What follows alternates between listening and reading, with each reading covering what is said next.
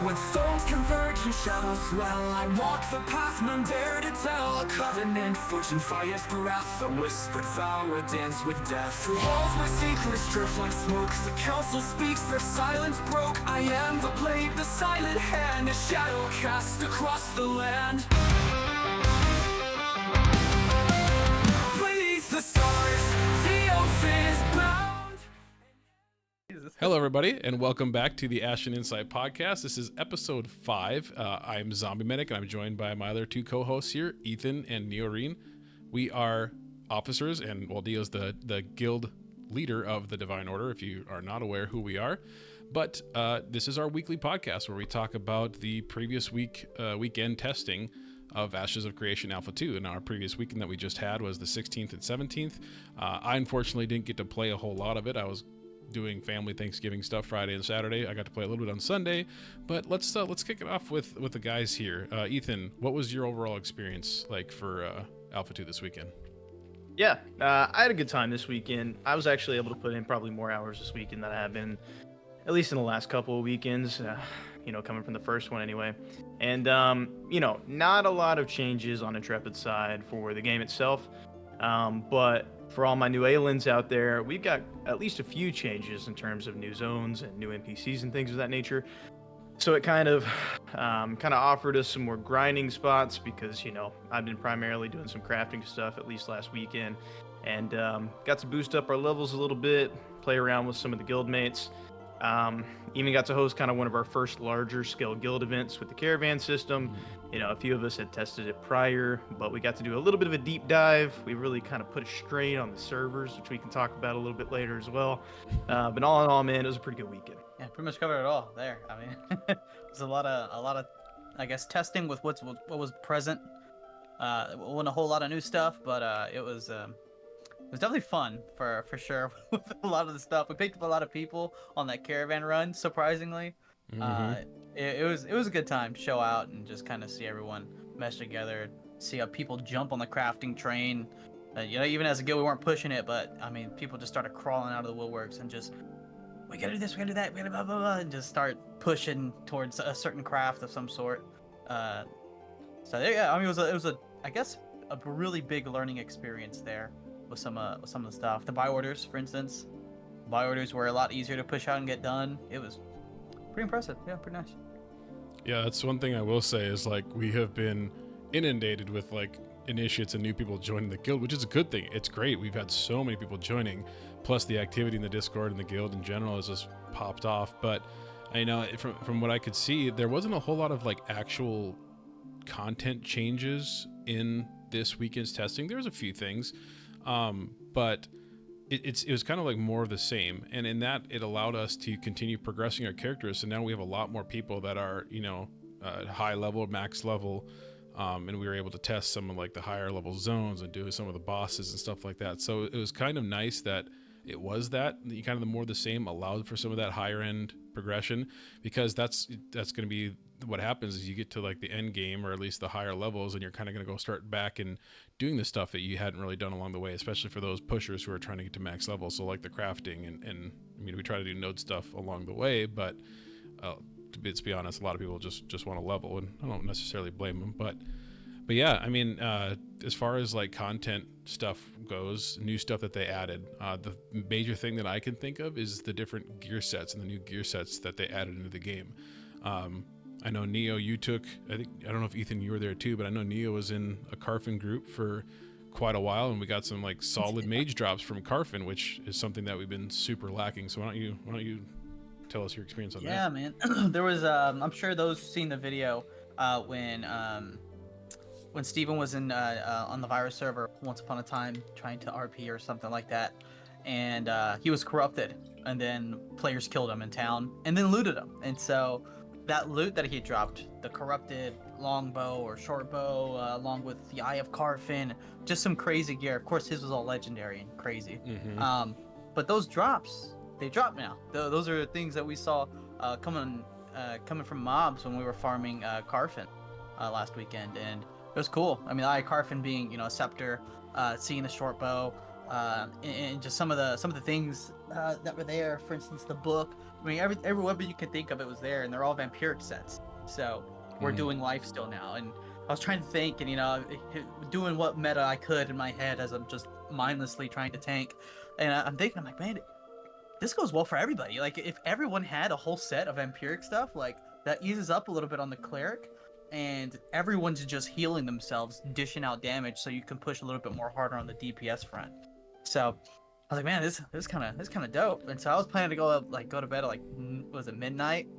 And then I'm like, all right, guys, I think I'm getting off. And then somebody jumps in, boom. Hey, I heard you had the group up. Let me in, man. I've been waiting. I've been waiting for my chance because somebody else left. And I was like, man, I don't know, dude. I gotta stay awake. I'm like, I don't know. I think I might get off. He goes, Neo, please, I'm fucking begging you, dude. I'm like, all right, man, I'll stay up for another hour. And the gear started dropping, man. We were getting all sorts of shit. It was a good time. I was surprised by the amount of drops we got that night, and the XP was pretty good too. But some stuff to look out for when it comes to level. So before I jump to you, Ethan, real quick, so that vampiric stuff, yeah, I'd forgotten all about that. That stuff is crazy. Like, we had one of the guys in our guild who's a mage saying that, like, he got to, like, 25 or 30% like life steal on his stuff in general. And as a mage, especially if you're AoE pulling and you're throwing like a ball of lightning into a group and you're just seeing damage numbers all over the screen, he's like, it's insane. He's like, I just heal back to full. It's almost like a fighter's blood fusion ability. But then there was a fighter that was at like 50% life steal or something like that. Like, that is just crazy. Like, OP? Do we think that's gonna get tuned? Like, a little bit. Yeah. So here's the thing: is like it's a whole set. If you have all of the gear for it, it's epic. The rings, the neck piece, the weapons, the armor. I mean, it all just kind of comes together, which is cool because then it goes to, well, people want to contest Carfin now, and we had a little scuffle here and there. Nothing crazy, more just people running away from mobs because they overpulled and they're running past us, kind of thing. But it's it's something to think about. That set's crazy, and if you get that much, what is it? That whole vampiric set just as a whole, it goes to think, is this kind of like this? Am I shooting for recipes now? That way I can push this off when we hit journeyman at some point. At least right now, that seems to be the move. Other than the Tumok and Firebrand drops. So right.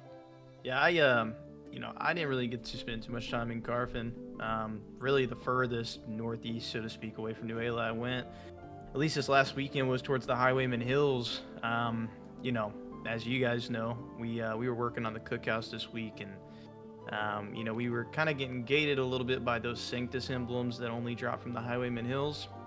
So, myself and Ruined as well, he really noticed it too. We actually went up there, and Highwayman Hills has gotten a couple drops too that are new. Not necessarily gear drops, but actually more so food recipe drops, which were kind of nice considering we're building the cookhouse. And I forget the name of the food, but he actually got a life still food drop recipe. What? I didn't know that. Yeah. Forsaken stuff, right over there. Forsaken whatever's. Oh yeah, Pretty sure, I don't know what the rating to like life still conversion is, but it was given like 39 or maybe 49 life still rating. So a lot of new stuff out there. Well, didn't they drop a new food too in general this week? Maybe. Well, I Blood wouldn't gave say me they dropped a new food. Was it a beef something or something like that? I can't remember. So here's the thing: with the cookhouse stuff, we get better foods, and so we hit the apprentice vendor pretty much. So now we get 2 new foods: more physical stuff and more. I'll be honest, the magical one kind of sucked. I think it was just like casting speed. I think that was it. It's 2 stats though, right? No, not the magic food. It's 1 stat. The physical food had 2 stats. It was max health and physical. Okay, that's what I'm remembering. Blood gave me some of that, and I was like, dude, where'd you get food with damage, like crit or attack power or whatever, and health on it? Yeah, it's pretty nuts. But that's just that. That's the vendor. So I can only imagine like the food that Ethan's mentioning that's doing some life still. I'm sure it's stacking something else along with it too, since you're making it. Yeah, I remember seeing that one, and then we seen some kind of wolf meat one too, which I think was physical pin. So there's new drops through and through. We didn't really diversify our farming areas too much between, the spot that we got in New Ayla, plus the Highwayman Hills for the Sanctus emblems in Carfin. But new drops in old areas, and there were also some new areas that I don't think we even got to touch. I've seen a couple people talking in the official Ashes Creation Discord about some new mobs towards Halcyon. So I think there's probably a lot of new drops that we still haven't got to see yet. So probably looking to tackle at least a few of those areas going into this next weekend. Yeah. Something I want to talk about while we're kind of talking about it here. This kind of will go back to episode 1 for all you guys who kind of have been around since then. We were talking about kind of the importance of PvE and kind of the current version of the game and how impactful it's going to be, et cetera, outside of just experience and the possibility of maybe getting a piece of armor or something like that. Whether it's appropriate or not, part of the requirements for the cookhouse actually was for us to acquire those Sanctus bows, which we all kind of frown at whenever we hear that. But the Sanctus bows are essentially, like it sounds, it's just a type of bow that you had to farm up, and we had to have 120 of those for our citizen contributions for the cookhouse. And because of that, it was actually the first time where I felt like we had to go into an area and actively participate in the PvE environment for reasons other than to level ourselves and to get gear. And matter of fact, I actually found myself farming a lot of stuff that was probably well outside of my level, and wasn't really getting any experience for it. But it was kind of nice to see that there's a potential for you to maybe visit areas that you otherwise wouldn't visit on behalf of your node. So it's nice to see that PvE has a place in kind of building the foundation for the nodes as well. Instead of just going around and cutting trees, smacking rocks, picking your flowers, etc., there's actually going to be a need for people to go out in PvE and save some of those drops that, unfortunately, a lot of us were vendoring in the beginning. I'm guilty of it, but it's nice to see that coming from Highwayman Hills. So super happy with that. Yeah, give a player a reason to go to this particular spot if they otherwise don't have one. Yeah, I think that's. It was crazy too. Is we had some help from the Genesis Guild, especially Altheria. She definitely hit me up. How many do we need? What's next? How many do y'all have? Things like that. And then it got to the point we're busy doing something else at the time, and then she's telling me, "Hey, I'm gonna go to the Highwayman Hills and grind this with some guys." I think 30 minutes later, she's like, "Not grinding anymore. I'm just buying them off of people because this is ridiculous." And so she was going around Highwayman Hills just buying low-leveled people's Sanctus emblems that are actually there for the gear and for the experience and stuff. She's just taking that stuff off of their hands. So it was an interesting kind of dynamic to see. It's like, well, she's just there to shop at that point to see who's got what. I saw that. So. She was being a gamer. That was awesome. Yeah, it was crazy. Yeah. Definitely crazy. I think that that was kind of the first opportunity, and I've seen it on 2 occasions this weekend. I don't know if it's just coincidental or not, but it was an instance where I actually seen people were trying to overcut people who were buying items simply for their nodes progression or for their guild's progression, just for the sake of making sure that the opposing guild does not get it. We actually had a little bit of drama. I won't go too into detail with over in the Vira Discord, but we had some crafting guilds who were going back and forth, and we're trying to bid mats off of one another. I can't recall. I think it was copper, because copper seems to always be the gating factor to every node for whatever reason.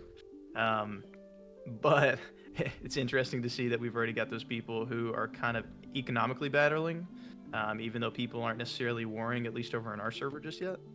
So yeah, it's interesting to see that. Well, that's a perfect segue into kind of like what we talked about was it the second? Is it the second or the third episode of the Ashen Insight that we did, where we talked about guild politics and relationships and things like that, and kind of reinforcing that idea of how important it is to develop and build these relationships with other guilds, especially guilds that are like the crafter guilds and the artisan guilds, because their resources and their just manpower that they have to go out and farm stuff is like huge. So like building those relationships with those guilds to, quid pro quo, you help them with, whatever they need help with, and they help you with whatever you need to help with. And like I said, if you're like just a guild out there that's, a smaller guild, and you're not making friends with any other guilds or making allies, you're going to have a harder time. Like it's purely going to be harder if you're trying to achieve any of those kind of goals. So I think it's a cool dynamic that they've added, and like it doesn't seem like it on face value if you just really look at the game as kind of how it is right now. I don't think an average person would suspect that that's kind of the how the social sort of aspect of the game would go. But here we are, players creating their own economies with these resources that every single node needs and are after. Yeah, it's funny because there's a lot of people who like to kind of put the I wouldn't call it anything bad, but they'll like to call, they're a casual guild. And it's like, well, you can think that maybe they're not tackling super hard content, but while you're out there grinding and having a decent time or doing that, killing mobs and whatever the hell, trying to level up and things like that, they're focused on the mats, they're focused on crafting, processing, and doing all this stuff that's really boring to you. And so somebody doing all of the boring, monotonous stuff, to you, is that casual gameplay, or is that something that, thank God, you don't have to do now because you can rely on somebody else to support you in how it is you're doing. They're probably going to gear you up, and they're going to ask for your help when it comes to go and level them up. So it's like it's a give and take, and so it's I definitely don't think they're casual. Yeah, It's too it's tough. a bit of a fresh breath of fresh air, I should say, coming into Ashes, because there's an ideology, especially amongst some of the more like elitist or hardcore, however you want to label it, guilds out there, that if you're not PvPing every day of every weekend, then you're just bad. And these people are finally starting to wake up, and they're recognizing some of these more casual guilds, because the impact that a guild can have outside of just PvP and even PvE for that matter is pretty extreme, even in the early version of Ashes that we're playing right now. Like, if you have a guild with 20 or 30 people, that can be very impactful upon the progression of a node. I mean, there were times with some of our buy orders that we had only 5 or 10 people who were just completing the entire buy order. And one buy order up on another guild it may seem like a small feat, but cumulatively across the span of a couple weeks, that kind of grows and snowballs into something much bigger. So people got to start taking some of these smaller guilds a little bit more serious. And it goes to show, because it's something that we didn't know until the buildings were up. So like in all the pre-testing and things like that, these buildings were up pretty fast. It wasn't the ×5 or ×10 that it feels like it is right now to get these nodes up. So it's quick. We got them up quick. It was what it was. We're knocking out buy orders really quickly, whatever. We go to the commodity vendor, or the commodity, what is it, the mayoral vendor? I don't know what to call it. Yeah. Anyways, you go there where you spend your node bucks, right? And so you go to spend your node bucks, and you got a ton. And so you're like, all right, cool. Let me buy all the gear that's here. This is the meta. Buy your gear here real quick. It's super easy. You don't have to go and, gather mats to build these things. You just gather the mats for the buy orders, turn them in, and bada bing, bada boom. You're good to go. Well, guess who's gonna have all those node bucks? So when those buildings get up, the armor smith or whatever the hell, guess who's kitting up first real quick? All the guys who've been grinding the buy orders. Now you're out of the league because they've got better gear than you on right now. And it's all because they were filling the buy orders out. So it's kind of like everything kind of respectively pays out to the gatherers or whatever you want to call them for doing that monotonous work. It always pays out in the end for them, which is great. And I'll even go a step further and say that these smaller guilds are like these guilds that are focusing on like the crafting, the professions, and people that are helping out with the node. I would almost say that they have a better outlook than some of these like super hardcore guilds that literally all they're doing is min-maxing, because like exactly what you said. So for anybody that isn't super close following Ashes and you don't know what we're talking about when we say buy order, so just in short, a buy order is a thing that a mayor can put out of a node that requires resources. Players can gather a resource, turn it in to the buy order that helps fund the node those resources to build whatever the node wants to build. But by turning those in, you get a small amount of XP and these node bucks. So like these people that are like just out there grinding these resources for the buy orders and just farming these node bucks, it's maybe not the most efficient thing to be doing for if you're just looking to get XP, but man, do you get a lot of gear out of it, because you can go to the node vendors like Neo was saying and you can buy your gear. And as we figured out, early gear is like super important. Like it helps your leveling process so much easier. So if you're that type of guild where like you only have the mindset of like the most efficient grinding, XP per hour, grinding the same mobs over and over and over and over, sure, you'll get some gear drops here and there and you're leveling a lot, but you're not really making a lot of money. you're not gaining, your character any power really other than just levels. Whereas if you spent a little time doing these other things where you could generate that gear via the node buck system, you're benefiting your character more so in the long run. And the other thing is, for these crafting guilds, like, I think of these guys as like almost like the economists of the game of Ashes of Creation, because they're the ones that are going to be having control over resources. They're the ones that are going to know the prices, and they're the ones that are going to be bolstering the economy with trading these prices. So like, who are going to be the rich people in the game? Is it the people that are out there just PvEing all the time, or only PvPing? No, it's going to be these people that are out there gathering and crafting and doing that kind of stuff, because as we all probably can tell, crafting gear is going to be BIS. Like, once you start getting your levels up, and you have enough people to turn the raw materials into the usable materials, and then crafting the gear, crafting that heroic and that legendary gear is going to be huge. I mean, 100%. Super happy to see that crafting is in kind of the state that it's in right now, because Steven specifically, his ideology has always kind of been that from level 1 all the way to max level, we don't want it to be kind of the type of game where you're just going to jump in, you're going to go and do all these AoE farms or clear these dungeons from level 1 all the way to max. And he still allows people to do that in the event that they want to do that. But let me be clear, I could get 5 levels right now, and outside of the abilities, if we're just talking about the raw stats that you get from a level up, it comes nowhere near getting just a best in slot upgrade on like your primary weapon. Whenever I'm upgrading my weapon, I'm seeing a noticeable difference in my DPS. Huge. But all levels are primarily doing for me is giving me a little bit of max HP. That's really all I'm noticing. And then on top of that, I'm able to get another ability. But once we actually get to the point that you're hitting that level 20 or close to that 20, at least in the current version of the game, a lot of the skills that you're picking up are primarily passives that are only going to activate in niche situations, at least for the mage that I primarily main. So seeing a game that kind of caters towards more of a playstyle where it is going to be more beneficial for you to go in PvE, you need to go and craft in order to get a gear level up. Well, there's a lot of tax in this node, or the actual crafting costs are pretty high. So right now, best way to make money is to go and take your glint from your PvE and go run a caravan, and you very quickly find yourself participating in different aspects of the game in order for you to hit that highest point in the curve where your DPS is going to be the highest, where your resistances are going to be the highest, your heals are the highest. And it makes for that adventure that he was talking about. You don't want a monotonous grind all the way to max level. And they're kind of setting us up, at least a foundation anyways, for a game where we are going to have to participate in different parts of the game at different times in order for us to get the optimal benefits for our accounts. So super nice to see that. Really happy with where it's going so far. There's one conversation I had last night. One of our guildies was they were saying right now, they're like, if I can only imagine I got one of my just casual homies into this game right now. He's like, dude, it'd break them. Like, trying to be like, hey, what are we doing? Well, we're grinding. Okay, well, what's next? Maybe we get some PvP in, or you decide to go jump into the crafting process. Other than that, it is grind. And so he was like, they wouldn't be able to, like, there's nothing here for it. And then, of course, it's like, well, obviously this is an alpha, blah, blah, blah, all that stuff that comes with that.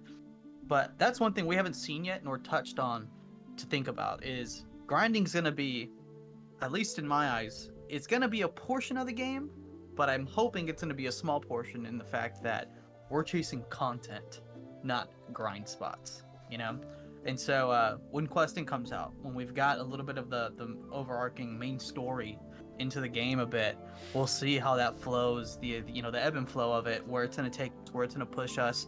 And then outside of that, hopefully they start to get a little bit of the they're not buy orders, what are they called, the quests that they give at the boards, the quest boards, the commissions, right? Commissions, that's what they're called, the commissions. Hopefully that becomes a little bit something more robust, other than right now they're just chores that nobody wants to do because it's not worth it. So hopefully that becomes something. And then on top of that, the quotation hidden quests that are out in the world right now. There's one I don't even know how to complete because I'm missing something to complete it. But it's nice to be doing one thing and then get caught up in something, and you're on an adventure. You're playing a role-playing game, and you're getting into the role-playing aspect of it without having to be cringe about it. You're just doing quests, And I can't wait for more of that. That's one thing I'm looking forward to in the PvE side of things. I was just going to say, I'm looking forward to that too. And I don't know if anybody is aware, but not this last weekend, I think, but the weekend before, when Steven did the interview with No, it wasn't Steven's interview with Pirate Software. I don't think it was a comment. I think that he left on one of the other content creators' video, and I can't remember who it was. So I apologize if it's you and you're watching, but he left a comment on one of their videos about the questing and how bad the questing system is right now, and he said that they're planning on fully implementing that questing system in phase 3. So hopefully come phase 3 we'll actually have that robust questing system with the good commissions that are actually worth a damn, for lack of a better term. Yeah. But let's transition to what Ethan was talking about a little bit ago, and I'm gonna let you take it away, Ethan, because you're the one that spearheaded it with our guild event, the Caravans. Yeah, so like I said earlier, I mean, we had some pros and cons. Our real big push was we were just trying to get a lot of people together, so we could kind of test systems in our guild, but also because I personally, anyways, hadn't seen large-scale events in the game to kind of test it to its limits. So, paint a picture for you guys here. We're going from New Ayla all the way to the northwest. We're passing, through Jova. We're scooting by Halcyon all the way up into the jungle, and I think we had a full raid. I don't recall exactly how many people that is, but I'm gonna assume it's right at 40. And really wanted to test some things with the caravan system, so we ended up having 10 actual wagons that we were sending all the way up to the far side of the map. And it went pretty well in terms of the basis for what caravans are. Obviously, as one might expect, the server took a huge dump. We actually met right outside of New Ayla itself whenever we were kind of preparing. I think all the nodes are like this. The caravansary is just right outside, what I would consider the main gates of your node. And before we could even launch and spawn up our caravans, we were crashing the server with just our 40 people on standby, between the few people that were in New Ayla and the people that were right outside the gates. So those small servers that kind of make up their server meshing or whatever had a bit of a strain on them. But we were able to eventually kind of get our caravans out, so on and so forth. Here's my biggest gripe right now, which I know it's being fixed, but it's just something I got to make note of. When we had 10 caravans up, you could feel your view distance being throttled to the point that I couldn't see people almost directly in front of me, 2 wagons away, and the wagons aren't that long. So most of the view distance and stuff was kind of bad. But I think that the actual caravan system itself was pretty cool. I think that in its current state, caravans may have too much health for people to actually find that it's worth to go out and fight them. Even if you just had somebody doing a solo caravan, it's still a little bit of a hassle because, you can easily kill a guy on a caravan, but then you're looking to do, 200 to 400,000 damage to this caravan to be able to break it up to maybe be able to kind of get the profits of it. So I had a lot of mixed emotions kind of going in with that. I will say that the actual adventure of taking 10 caravans and all my guildmates slowly across the actual the world of Vera, where we actually got to see a bit of a terrain shift, that was very cool. Whenever we got to the beaches of the jungle and I got to see all of our boys roll up in the wagons and you actually get to see them convert over to the boats, it felt like we were in the fucking Navy. We're rolling up 10 deep. We had them all lined up. We got some really good pictures out of it. And I think that whenever we get to the point that we actually get some naval content, it's going to make for a really, really interesting time, especially if we get AI and NPCs out into the ocean that could potentially screw us over. I think that would be really cool.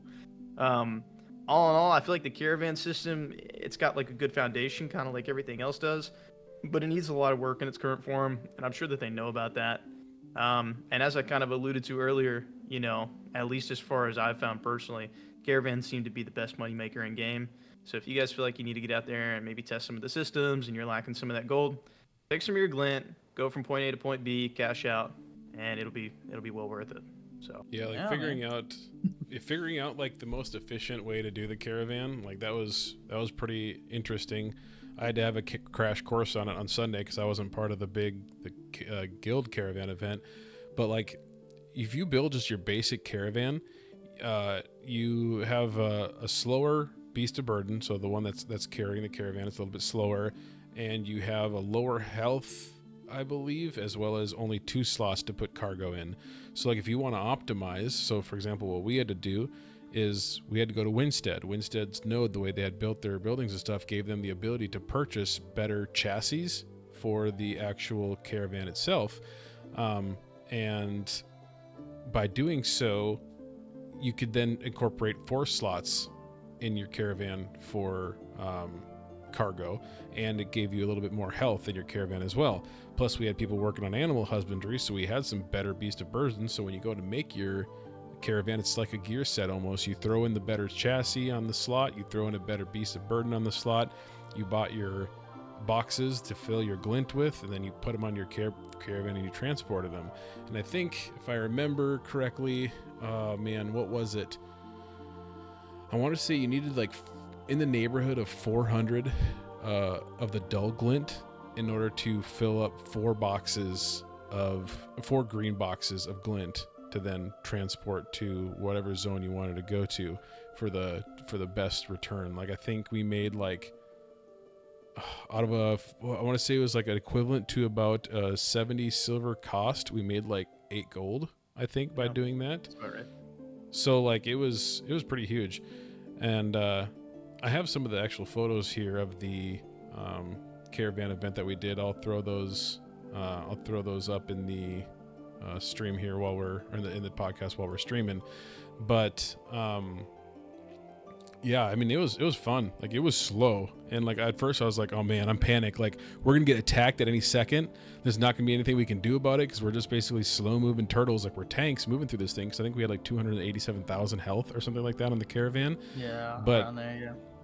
But it's, I mean, if you're, I don't want to say if you're smart, but if you do it at lower levels, like early on, nobody's going to be able to contest you on that. Nobody's going to, a bunch of like sub-level 10s, they're not going to be able to kill that caravan. So like it's almost like smart to do it at earlier levels when people don't have gear and people don't have levels, give you the best odds.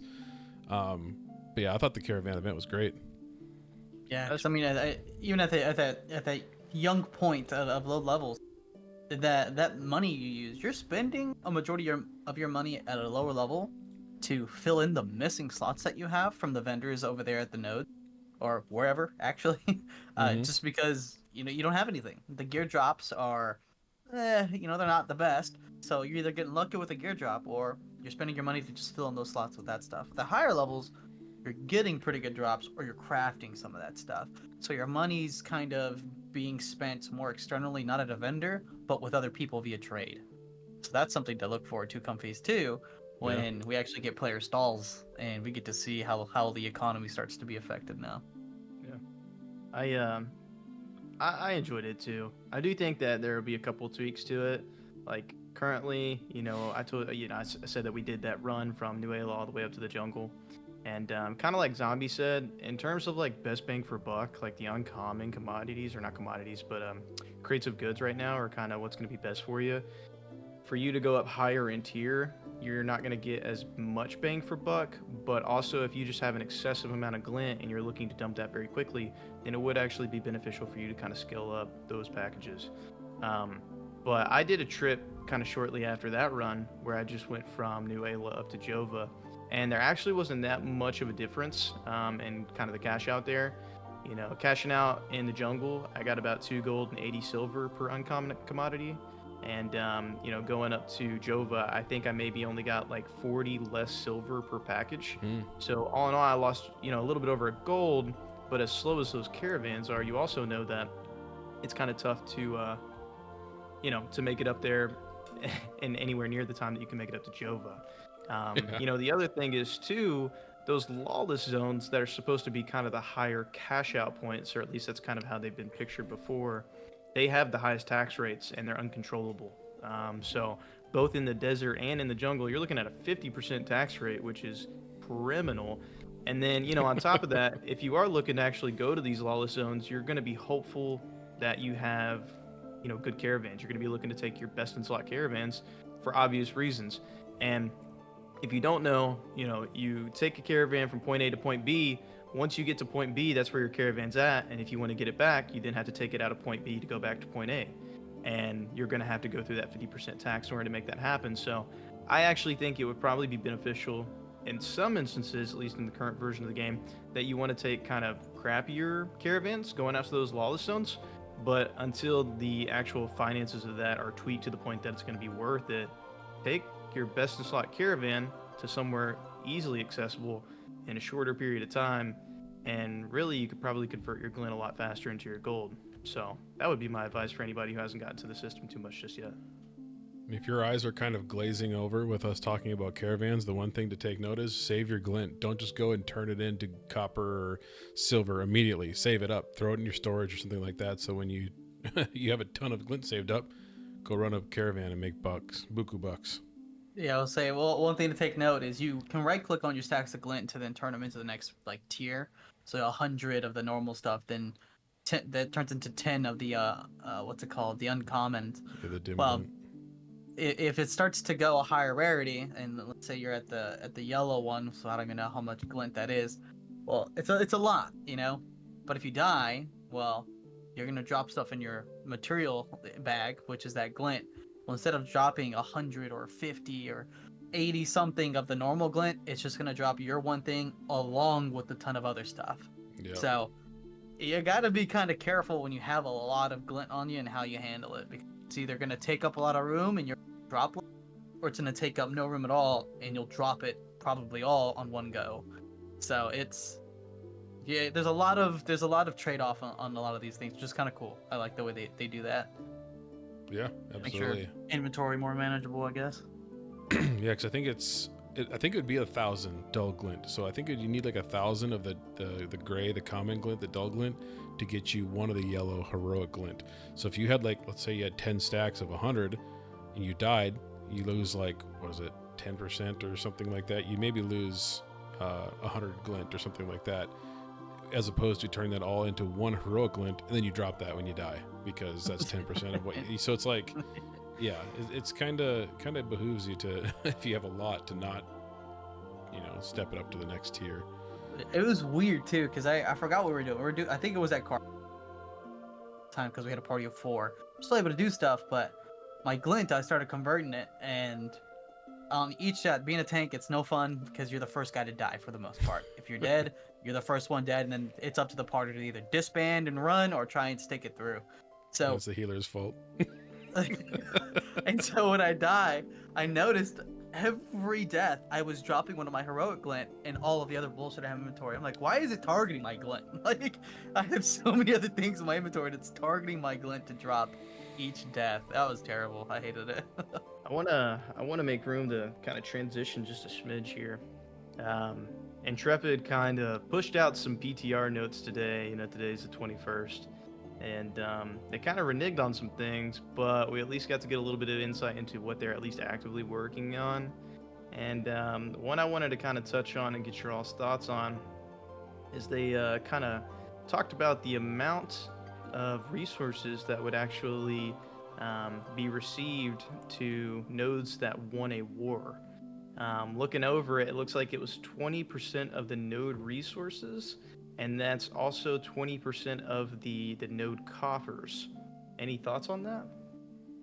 That's We're crazy. gonna see some wars. We're gonna see Yep. people. The show of force is going to start to The potential wealth. relationships. Oh man, yeah. The potential wealth another node could gain by winning a war against another node is insane. Yeah. You almost want to be a broke guild going to war, it seems like. 'Cause, I don't know what kind of disadvantages you get to actually losing a war at like the current version of the game, but it said that it was 20% of the gold that you have plus 20% of your commodities. So the materials that you actually got from your buy-in turn orders. So it almost seems like it would be beneficial for you to not stockpile buy orders, which I know a lot of people are doing right now because there are maintenance costs for your buildings and things of that nature. But if you've got people in your node who are going to be on consistently, and you've got a mayor who's very active who can throw buy orders up like in a pinch, it would actually be more beneficial for you to just kind of house those raw materials within your individual banks. And then as those maintenance costs come across for the week, or as you're looking to put up new buildings, you then place those buy orders. I can almost assure you, certainly in our server, I bet in other servers, that we've got a couple nodes that have just been hoarding their money like some penny pinchers. And what they don't realize is that they're at a higher risk to actually lose more stuff because of it. And you know, last podcast we were talking about how we were kind of broke and we had made some mistakes, but things are starting to look up a little bit. I think that might have been a little bit of a happy coincidence. Yeah, I'd say luckily we're at the stage because we pushed 2 main buildings first. Some of the other nodes went building and then support building, and then they're on their 3rd building, and then they're going to go into their 4th support building. We did back-to-back building core buildings. We're done with them. Now it's the easy part where we just need like wood and some, you know, basalt and copper, like just easy stuff now, and the resources to construct it is once again timber and wood. So we're smooth sailing right now. We're smooth sailing, which is great. But sure. More money, you know. So on Seemed top a of what little- Ethan, well, so Ethan, you mentioned 20% loss, you know, or 20% that the other node that's attacking you could potentially would receive of your coffers and stuff. But I think they also said 5% just loss in general. Kind of like when you die, you drop some of your glint, but then you just straight up lose some of it. The same thing's going to happen with your node war. So 5% is, I mean, if you have a pretty significant node bank, that could be a lot of money. Even that 5%, that's just straight up gone, not even taken from you. I mean, that's the thing about a node is you don't have the privilege of going and dropping your stuff off in your safe bank. You know, that's kind of the equivalent of people getting PK'd out in the world, and then the person that killed you gets to crawl up in your bank and take their choosing. So it's going to be rough, and I think it's probably going to make some people second guess their wars. And kind of back to what we were saying before, you know, with this ideology going around that you just need to be constant PvP with people. I'm glad that we're seeing meaningful PvP, both in the sense that if you are the victor, you are getting a lot from it, and also in the sense that if you lose, you're going to lose a lot from it. Those high stakes, you know, high stake, high reward kind of situations, like we've talked about before, those things that kind of get the heart pumping, that's what we live for. And when people are like, what are your most memorable moments from an MMO? Those tend to be kind of the circumstances that lead up to that. So I'm super happy to see that change, even if it's not actively in the game. And I definitely expect to see some wars going on, especially as we get into the back end of Phase 1. It's gonna Looking be forward fun. to The it, politics is gonna politic. And Yep. it's you know, it really wasn't a huge deal to it was housed where and whatever the case. Now it is. You attack a node, you're not just attacking, you know, oh, the guy who's in charge, that guild. You're attacking every citizen that is attached to said node. And let's hope, if you're part of a guild, that your guild members are part of your node. Because if that's not the case, you're killing them too. A node oversees everything. And so, if your buddy isn't the same node as you, y'all are at war.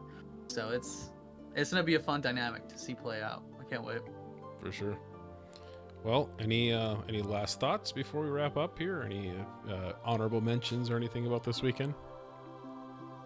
Oh, yeah. I think the weekend, you know, like we said, this was kind of one of those meat and potatoes weekends where you just crack it down. Not a whole lot new to explore.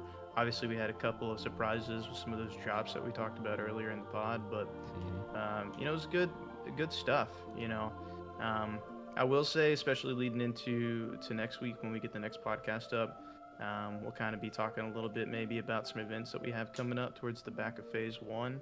At least maybe get some interest for things.